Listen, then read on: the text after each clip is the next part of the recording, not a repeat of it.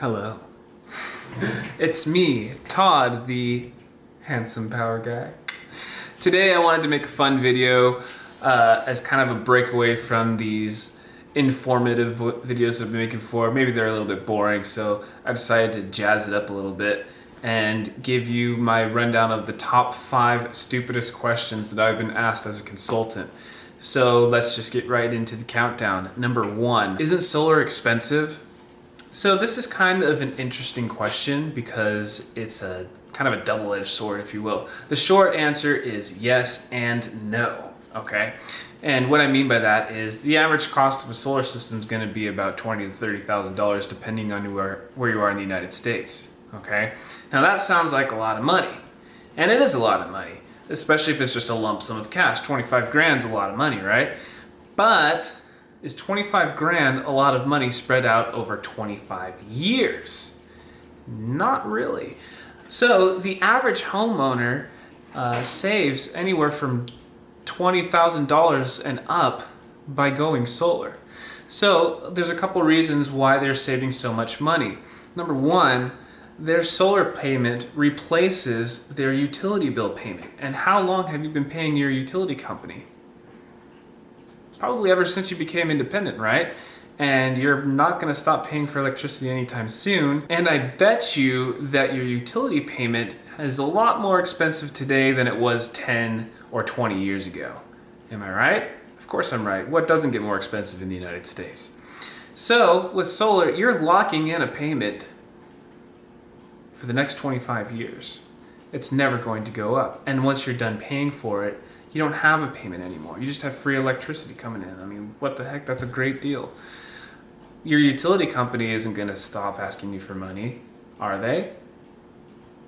Yeah. So what's more expensive, paying 25 years for a system while locking in a rate for that 25 years versus paying your utility company for the rest of your life until you die and their rate's going up and up and up and up and up every single year? You do the math. I don't think I have to do that for you. Number 2. How big of a system do I need? This is a question that I can answer later on, but when we're having our first initial conversation and you're asking me how big of a system do I need, it's a stupid question, and this is why. 1, no 2 people in the United States use electricity the same, and no 2 homes are built exactly the same in terms of efficiency and how they use power. 2 people living in a 3-bedroom house could have $500 bills, and a family of 5 living in a 5-bedroom house might be paying only like $80 a month. You never really know what somebody's habits are. On top of that, we don't know what kind of system you're on. We don't know if you're on a tier system. We don't know if you're on time of use. We don't know what your roof is made out of. We don't know which angle the roof is going. We don't know what type of entry-level scent your utilities charge you. There's so many factors that come into play when determining how big of a solar system you need for a house that, it's just impossible to tell you how much you need. And you can give us your last month's bill. It's not going to make a difference. We don't know how you use power in the spring. We don't know how you use power in the summer, fall, and the winter.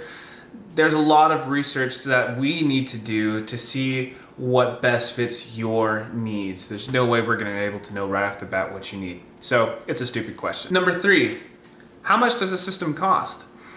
This is a stupid question because each system is custom made for every single home.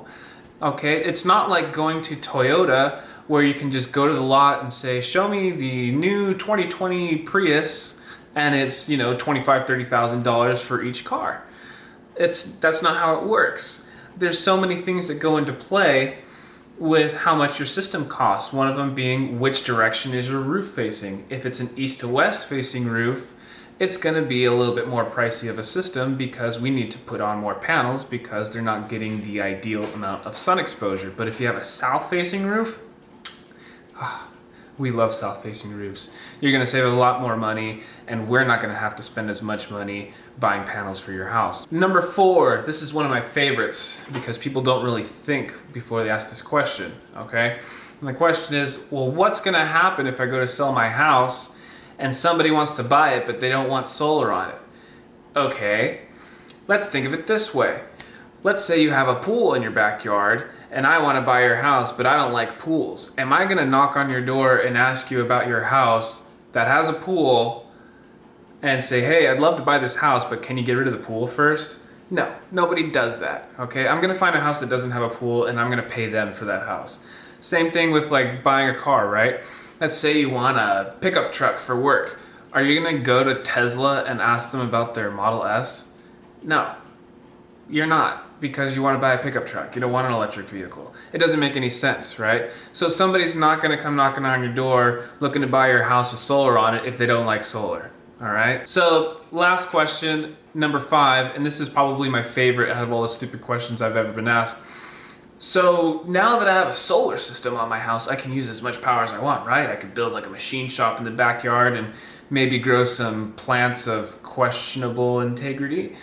No, that's not really how this works. Whenever we build these systems, it's custom tailored to how much power you're going to be using on a year-to-year basis based on your habits.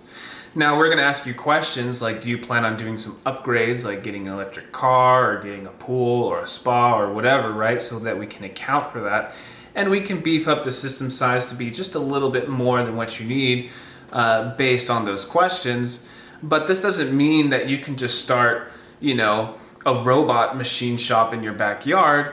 That's not how it works. The whole point is to just make this a reduction in your monthly electric costs while allowing you to just continue doing the same thing that you're doing on a day-to-day basis. So if you want to build a machine shop and you want to get solar, you better tell your solar guy first, because if you don't, you're going to get a hefty bill from your utility because your panels aren't going to be able to create enough juice for that extra usage. So that's my conclusion of the top 5 dumbest questions I've ever been asked as a consultant. If you want to ask me some more stupid questions, I've included a link in the description below. Go ahead and give it a click and you can book my personal calendar. And yeah, thanks for tuning in to Todd, the handsome power guy.